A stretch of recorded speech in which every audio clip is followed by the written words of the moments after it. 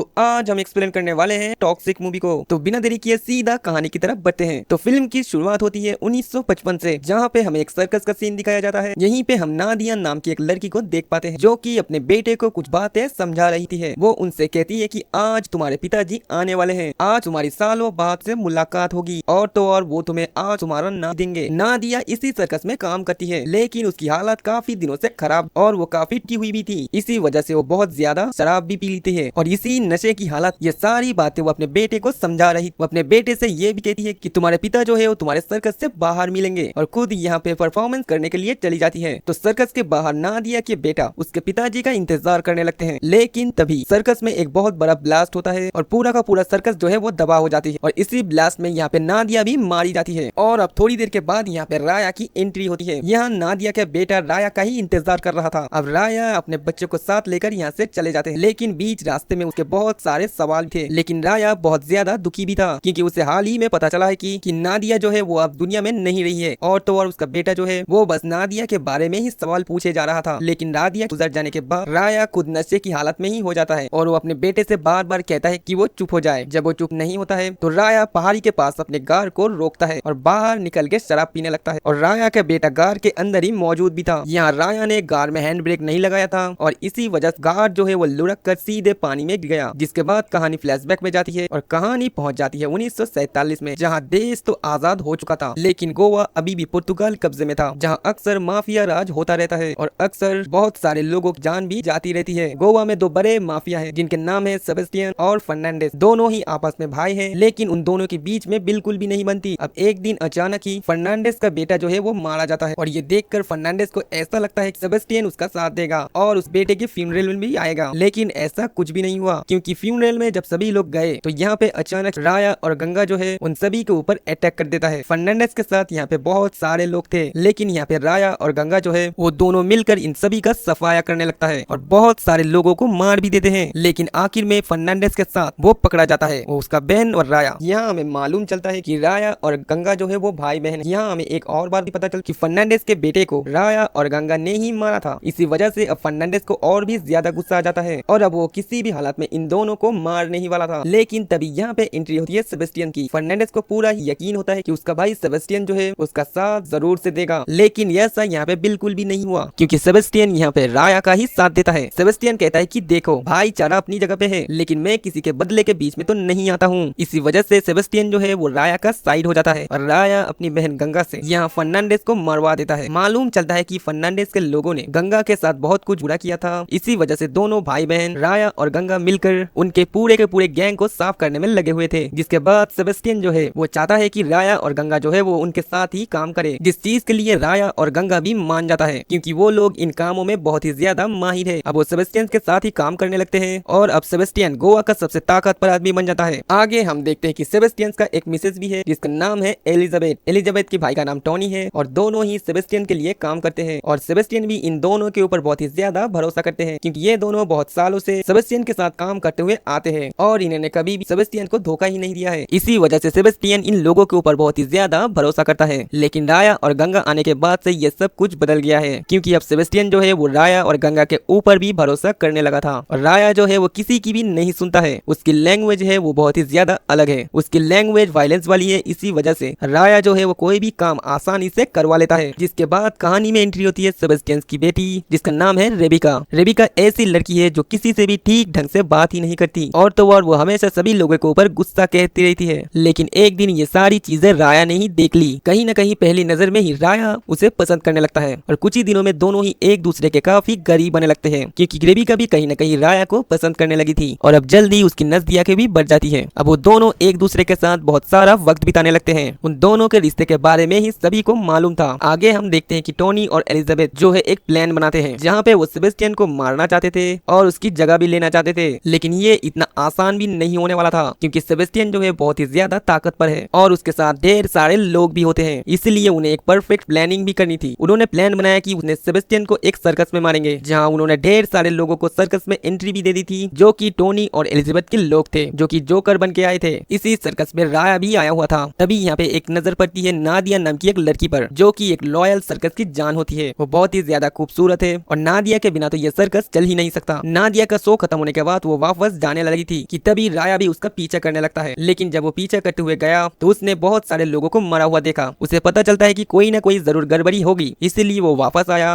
और वापस आकर वो बहुत सारे जोकरों को मारने लगता है, क्योंकि उसे पता चल गया था कि ये लोग सेबेस्टियन को मारना चाहते थे। हालांकि इन्हीं में से एक लड़के ने सेबेस्टियन को गोली मार दी थी, लेकिन वो गोली हाथ में लगी थी, इसी वजह से उसकी जान नहीं गई थी। लेकिन अब यहाँ पे राया जो है वो अकेले ही इन लोगों को मारने लगते हैं। अब राया ये पता करना चाहता है कि आखिरकार इन लोगों को भेजा किसने, और सबसे ज्यादा डाउट जो है वो नादिया के ऊपर जा रहा था। इसी वजह से राया नादिया से बात करता है। राया यहाँ पर नादिया से बहुत ही गंदे तरीके से बात कर रहा था, जो सारी बातें सुनकर नादिया को बिल्कुल भी अच्छा नहीं लगा और वो यहाँ पे राया के मुंह पे थूक देती है। हालांकि इसके बावजूद राया ने कुछ भी नहीं किया, बल्कि वो कहता है कि जल्द ही वो सारे मामले को पता करेगा और वो जल्दी उसे सबक भी सिखाएगा। लेकिन टोनी और एलिजाबेथ को बहुत जल्दी थी, वो किसी भी हालत में सारे मामले का इल्जाम उसके ऊपर डालना चाहते थे और उनके हिसाब से नादिया सबसे सही लड़की है जिसपे की इल्जाम डाला जा सकता है। और अब वो लोग जब नादिया को जान से मारने ही वाले होते हैं कि तभी यहाँ पे राया आ जाता है और वो उसकी जान भी बचा लेता है। और तो और राया यहाँ पर टोनी को बहुत ही बेरहमी से यहाँ पे मारने लगता है, क्योंकि राया को उसकी असलियत के बारे में मालूम चल चुका था, क्योंकि जिस इंसान की मदद से जोकरों को अंदर बुलाया था वो इंसान पकड़ा जा चुका है और उसने राया को सब कुछ बता भी दिया था। तब यहाँ पे गंगा कहती है कि अगर एलिजाबेथ को अपनी बेगुनाही साबित करनी है तो अपने ही हाथों से अपने भाई को जान से मारना पड़ेगा। एलिजाबेथ के लिए यह काम बहुत ही कठिन होने वाला था, लेकिन ना चाहते हुए भी एलिजाबेथ को अपने भाई को मारना पड़ा। उसे मारते वक्त एलिजाबेथ को काफी दुख भी हुआ था और ये बदला वो कभी भी नहीं भूलेगी। वो हर हाल में राया और गंगा से बदला लेकर रहेगी। आगे हम देखते हैं कि टोनी की जान चले जाने के बाद एलिजाबेथ बहुत ही गुस्से में है। इसी वजह से नादिया की जान भी खतरे में हो सकती थी। इसी वजह से नादिया के पास गंगा आती है और गंगा उससे कहती है कि तुम्हें इस जगह को छोड़ना होगा, क्योंकि अगर तुम यहाँ पे रही तो यहाँ पे मारे जाओगी। इसी वजह से गंगा नादिया को ढेर सारे पैसे दे देती है और यहाँ पे नादिया जो है वो हमेशा के लिए यहाँ से जाने वाली थी। जिस ट्रेन से नादिया जा रही थी तभी अचानक वहाँ पे राया आ जाता है और वो उसे वापस भी लेके आता है और वो कहता है कि तुम जो काम किया करती थी तुम वही काम करोगी। और फिर से नादिया सर्कस में काम करने लगती है और राया हर रोज उसका शो देखने के लिए जाता। अब क्योंकि राया ने नादिया की जान बचाई थी इसलिए नादिया जो है वो राया से बात करना चाहती है। नादिया को राया से माफी भी थी, क्योंकि नादिया ने राया के बारे में बहुत ही उल्टा सीधा बोल दिया था। इसी वजह से एक दिन नादिया जो है वो राया से बात करती है। तब धीरे धीरे उनकी नजदीक भी बढ़ने लगी थी। एक दिन नादिया ने राया से गंगा के बारे में भी कुछ बोल दिया था। अब राया नादिया को बचपन की कहानी सुनाता है। वो कहता है कि मेरी माँ ने मेरी पिताजी को जान से मार दिया था, जिसके बाद हम पूरी तरह से अनाथ भी हो गई थी, जो कि माँ का सहारा हमें कभी भी नहीं मिला। लेकिन राया बताता है कि इस दुनिया में मेरे लिए सब कुछ मेरी बहन ही है, जिसने मेरा हमेशा से ही साथ दिया। मुझे बचपन में खाना तक नहीं मिलता था, तब वो आदमी लिए काम करते थे जहाँ उसे कब्र से सोनों की अंगूठी भी उतारनी पड़ती है। ये काम कोई भी नहीं कर रहा था, तब ये काम राया करता है, जो कि वो भी अपनी बहन से सबसे ज्यादा प्यार करता था और अपनी बहन के लिए वो सब कुछ कर भी सकता था। लेकिन गंगा ने राया के लिए जो बलिदान दिया है, राया वो सारी बातें कभी भी नहीं भूल सकता। एक दिन एक धंधे वाली वो मदद करती है, उन्हें खाना खिलाते हैं। लेकिन एक दिन राया को पता चलता है कि ये औरत जबरदस्ती गंगा को भी उसके काम में खेलना चाहती थी और वो लोग गंगा के साथ जबरदस्ती भी कर रहे थे। तब राया को गुस्सा आया और उसने यहाँ पे उस औरत को भी मारा और उस आदमी को भी मारा जो गंगा के साथ जोर जबरदस्त कर रहा था। जिसके बाद कहानी प्रेजेंट में आ जाती है, जहाँ राया ये सारी बातें गंगा को बता रहा था। अब उनके रिश्ते मजबूत हो चुके थे, दोनों एक दूसरे के काफी गरीब भी आ चुके थे। जब से राया नादिया के साथ रहने लगा है तब से वो रेबेका को पूरी तरह से भूल ही गया है। ऐसा लगता है कि रेबेका उसकी जरूरत थी, लेकिन अब कहीं न कहीं राया को नादिया से सच्चा प्यार होने लगा था। अब नादिया को भी राया से सच्चा प्यार होने लगा था। लेकिन यही बात धीरे धीरे पूरे शहर में फैलने लगी थी और ये बात रेबिका को भी मालूम चल जाती है। इसी वजह से उसे बहुत ज्यादा ही जलन होती है। सारी बातें होने के बावजूद यहाँ पे रेबिका जो है वो राया से बात नहीं कर रही थी, लेकिन धीरे धीरे हद होती जा रही थी, क्योंकि राया उसे बिल्कुल भी वक्त ही नहीं देता और हमेशा ही नादिया के साथ रहता। इसी वजह से रेबिका शराब की नशे में यहाँ राया के ऊपर बहुत ही ज्यादा चिल्लाते हैं, क्योंकि जो प्यार रेबिका को मिलना चाहिए था राया वही प्यार नादिया को दे रहा था। ये सारी बातें गंगा को भी मालूम है, लेकिन गंगा ये नहीं चाहती थी कि वो लोग सेबेस्टियन से पंगा ले। इसीलिए गंगा यहाँ राया को समझाती है कि तुम्हें रेबिका के दिल इस तरह से तोड़ना नहीं चाहिए, क्योंकि अगर तुम रेबिका के साथ नहीं रहे तो सेबेस्टियन की लेगेसी हमें कभी भी नहीं मिलने वाली। इसके बारे में राया भी सोचता है। अब कुछ दिनों के बाद यहाँ पे राया जो है वो रेबिका के साथ वक्त बिताने लगा था, क्योंकि उसे भी समझ आने लगा था अगर उसे ये तक पाना है तो रेबिका के साथ रहना बहुत ही ज्यादा जरूरी है। लेकिन राया रेबिका के साथ रहता जरूर है, लेकिन वो हमेशा नादिया को ही याद करते रहता। अब एक दिन गंगा और राया जब एक दूसरे से बात कर रहे होते हैं कि तभी सेबेस्टियन उनके पास आते हैं। वो बहुत ही ज्यादा गुस्से में भी था और वो राया से कहता है कि तुम्हारी जो लड़की थी ना, जिसका नाम नादिया था, वो प्रेग्नेंट है और वो तुम्हारे बच्चे की माँ भी बनने वाली है। और अब मैं देखो क्या करता हूँ, मैं उस नादिया को भी सभी के सामने बुरी तरीके से मारूंगा और उसके बच्चे को भी बुरी तरीके से मारूंगा। ये सारी बातें सुनने के बाद अचानक से ही यहाँ राया को बहुत तेज गुस्सा आता है, लेकिन फिलहाल वो कुछ भी नहीं कर पाता था। यहाँ हमें ये भी पता चलता है कि आज ये राया और रेबिका की शादी भी है और आज ये सारी खबर राया को मिल जाती है। तब राया यहाँ पे ढेर सारी शराब भी पी लेता है। वो बहुत ही ज्यादा की हालत में था कि तभी यहीं पे गंगा आती है। गंगा कहती है कि आज तुम्हारी शादी है, तुम्हें इस तरह से नशा नहीं करना चाहिए। लेकिन गंगा राया की हालत को देखकर समझती है कि राया नादिया से प्यार करता है। और बच्चे की बात सुनने के बाद राया और भी ज्यादा परेशान होने लगती है क्योंकि सेबेस्टियन नादिया उनके बच्चे को मारने वाला था। तभी यहाँ पे गंगा कहती है कि मैं यहाँ पे तुम्हारा साथ दूंगी और ये लेगेसी हम बताएंगे कि कैसे चलानी है। तब दोनों भाई बहन पार्टी में जाते हैं और पार्टी में जाने के बाद यहाँ पे राया जो है वो सबसे पहले जिस इंसान को मारता है उस इंसान का नाम है सेबेस्टियन। वो उसे बहुत ही बुरी तरीके से मारता है और फिर सेबेस्टियन के सभी लोगों को राया और गंगा मिलकर मारने लगते हैं। गंगा और राया ने ऑलमोस्ट सभी लोगों को मार दिया था कि तभी राया के सामने रेबेका आ जाती है। रेबेका के हाथ में गन है और उसने ये सब कुछ देख भी लिया था। रेबेका को ये भी पता है कि उनके पिता सेबेस्टियन को राया ने ही मारा है। तब जाके यहाँ पे रेबेका जो है वो राया 4 गोलियां मार भी देती है जिससे वो बहुत ही बुरी तरीके से घायल हो जाता है। लेकिन आखिर में गंगा रेबेका के माथे पे गोली मारकर की जान ही ले लेती है। जिसके बाद अब गंगा को किसी भी हालत में राया को बचाना था। वो राया को हॉस्पिटल भी ले जाना चाहती थी। वो रास्ते में होती है और यहाँ पे गंगा राया से एक ही बात कहती है। वो कहती है कि मैं तेरे लिए 100 बार मरी हूँ, इसी वजह से मेरे लिए तुझे एक बार जीना होगा। वो लोग रास्ते में से जब जा रहे थे तब सेबेस्टियन के बहुत सारे लोग उनका पीछा भी कर रहे थे और वो बहुत सारे थे, जिस वजह से यहाँ पे गंगा को तो समझ आ जाता है इन लोगों से वो लड़ नहीं सकते, लेकिन वो अपने भाई को बचा जरूर सकती है। इसलिए गंगा जो है वो एक जगह पे रुक जाती है उनका सामना करने के लिए और वो अपने एक साथी से ये भी कह देती है कि वो राया को यहाँ से सही सलामत लेके चले जाए। अब कुछ देर के बाद राया जब पूरी तरह से ठीक हो जाता है तब उसे पता चलता है कि अब उसकी दुनिया में गंगा नहीं रही। ये सुनने के बाद राया को धक्का लगता है क्योंकि उसकी दुनिया में सबसे ज्यादा प्यार करने वाला कोई था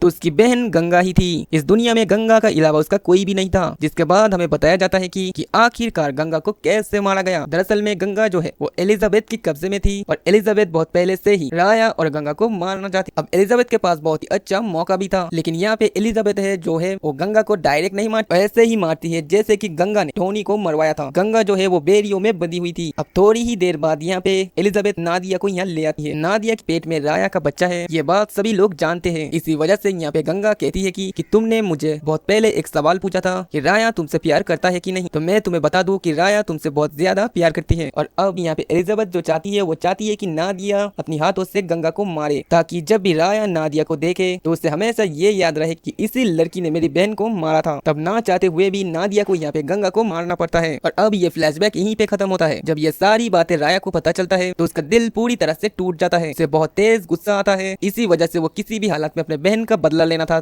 तब वो एलिजाबेथ के सभी लोगों के सामने जाता है और उन लोगों को बहुत ही बेरहमी से मारता भी है। गंगा के चले जाने के बाद राया पूरी तरह से टूट चुका था और अब वो गोवा भी छोड़ देता है और वो सीधा मकाओ चला जाता है। लेकिन मकाओ में जो दवाई चाहता है उसे देखने के बाद सभी लोग हैरान हो जाते हैं। वो मकाओ में एक गैंग से हाथ मिला लेता है और फिर वहाँ के माफिया को पूरी तरीके से साफ कर देता है। लेकिन अब राया को एक काम के सिलसिले में गोवा आना था और अब कुछ ही टाइम के बाद राया गोवा आ जाता है जहाँ ये सारी खबर नादिया को लगी थी। और यही सारी चीजें हमें फिल्म की शुरुआत में दिखाई गई जब नादिया ने अपने बेटे से कहा था कि आज तुम्हारे पिताजी आ रहे हैं और वो उनसे मुलाकात भी करेंगे और आज वो तुम्हें अपना नाम नहीं देंगे, तुम्हें सर्कस के बाहर उनका इंतजार करना है। जहाँ नादिया जो है वो पूरी तरीके से टूट चुकी थी और बहुत ज्यादा शराब के नशे में भी थी। सर्कस पूरी तरीके से तबाह हो चुका था और नादिया भी मारी जा चुकी थी और अब राया का बेटा उसके पास था और वो उनसे लगातार उनसे सवाल पूछ रहा था। इसी वजह से वो एक पहाड़ी के पास खड़ा था जहाँ उसकी कार भी खड़ी है विदाउट हैंड ब्रेक और वो कार अचानक ही चल पड़ती है जिस कार में राया का बेटा भी बैठा हुआ है और वो सीधा पानी में जाके गिरती है जिससे कि कार डूबने लगती है और तो और राया का बेटा भी डूब रहा था। तभी अचानक से ही राया से बचाता है और बाहर भी लेके आता है, लेकिन राया उससे पास नहीं रखना चाहता, इसलिए वो वहाँ जाने के लिए कहता है। वो उसके ऊपर बंदूक तक तान देता है और उससे कहता है कि यहाँ से चले जाओ, जिसके बाद उसका बेटा यहाँ से चला जाता है। अब क्योंकि राया जो है वो मकाओ से गोवा आ चुका था और अब उसे पूरे गोवा पर भी राज करना था, इसी वजह से वो अपनी गैंग के साथ पूरी गोवा में तबाही मचा देता है और यहाँ पे राज भी करने लगता है। अब कहानी 1967 में पहुंच जाती है जहाँ पे राया पूरा गोवा में तो कब्जा कर लिया है, लेकिन अब वो हमेशा नशे में ही रहता। उसे जब भी शराब मिलती वो शराब पीने के लिए बैठ जाता और इसकी हालत दिन ब दिन बिगड़ती जा रही। तभी एक दिन राया की मुलाकात मेलिसा नाम की एक लड़की से होती जो कि अपने बॉडी पर बॉम्ब लगा के आई होती है। यहाँ पे मेलिसा बताती है कि तुमने मेरे पिता की जान बचाई, लेकिन आज उन्हीं लोगों ने मुझे तुम्हारे पास भेजा है और मेरी बॉडी पर भी बॉम्ब भी फिट है जो कि लगभग 2 मिनट के अंदर ब्लास्ट भी हो जाएगा। लेकिन राया कहता है कि अगर हमारे पास 2 मिनट है तो हम 2 मिनट में बहुत कुछ कर भी सकते हैं। तब राया मेलिसा के नजदीक आता है और उस बॉम्ब को खिड़की से बाहर फेंक देता है। इसी तरीके से राया ने मेलिसा की जान बचाई। आगे हम देखते हैं कि जो मेलिसा है वो किसी न किसी तरीके से राया की नजदीक आ। दरअसल में मेलिसा राया बहुत ही ज्यादा पसंद आया था, इसी वजह से उसके आसपास ही रहना चाहती। एक दिन मेलिसा राया के पास गई और उसने कहा क्या मैं तुम्हारे साथ रह सकती हूँ, लेकिन राया कहते हैं कि जब तक तुम मुझे बर्बाद कर सकती हो तब तक रह लो। उसके बाद वो दोनों साथ में ही रहने लगते हैं और टाइम इसी तरह से बीतता रहता है। और आगे हम देखते हैं कि मेलिसा की आज डिलीवरी होने वाली है, लेकिन यहाँ राया जो है वो बड़ी प्रॉब्लम में फंसा है क्योंकि वो जिस रास्ते से आ रहा था उसी रास्ते में कुछ लोग जो है वो राया के ऊपर हमला कर देते हैं। वो बहुत सारे लोग थे लेकिन राया अकेला ही सारे लोगों पर हमला कर देता है। तभी राया की नजर एक लड़के पे पड़ती है जो कि राया से बचकर दूर भाग रहा था। राया उसके पीछा तो करता है लेकिन उसे पकड़ नहीं पाता। लेकिन राया को वो लड़का बहुत ही ज्यादा याद आ रहा था। उसे समझ नहीं आ रहा था कि वो लड़का आखिर है कौन। तभी राया को मालूम चलता है कि मेलिसा को एक लड़का हुआ है और राया भी उसे देखने जाता है। वो उस लड़के का नाम एडम रखता है। आगे हम देखते हैं कि राया ने जब से उस लड़के को देखा है